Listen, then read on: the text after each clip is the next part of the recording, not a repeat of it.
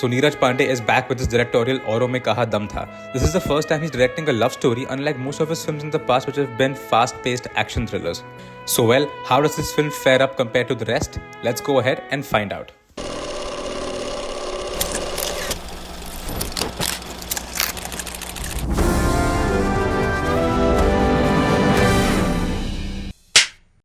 So this film is basically about Krishna and Vasudha who are in love.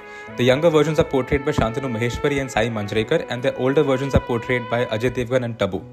So well, this one incident happens because of which Krishna goes to jail and comes out a number of years later. Tabu is now married to Jimmy Shergill and they reunite, and the movie is all about that. So starting off, I felt the movie's background music was very good. The songs flow very well with the visuals as well, and Cream has done a very good job over here. Now, given the film's story, it has limited locations, but the scale of these has been covered well, and the overall cinematography is also very good. Especially the Govinda and Holi sequences are shot very well.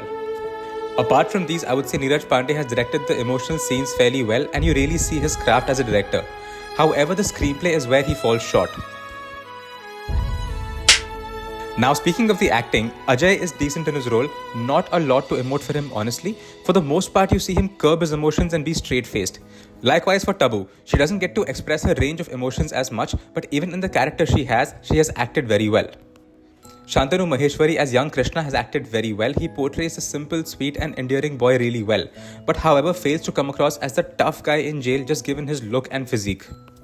Sai Manjrekar has done a decent job too. She's good in her role. Now, while a really good actress could have milked this character with a wide emotional range, I still feel that Sai Manjrekar does a decent job in portraying the role she's given. Now, first and foremost, I feel the story and screenplay. I watched the movie and at the end of it, I just felt, why? Why this story? It's a very slow and subdued story with one major event in it. No twists, no engaging subplots, and even at the end, you knew what was going to happen. After a point as a viewer, I get the emotion and struggle you're trying to portray. But I've registered and felt that in 20 minutes and there's no point dragging it on for another hour. Beyond a point, you just don't feel invested in the story and it really begins to drag. Also, I feel the turning point in the story could have been a lot stronger, maybe with a stronger cause or a stronger villain or a motive.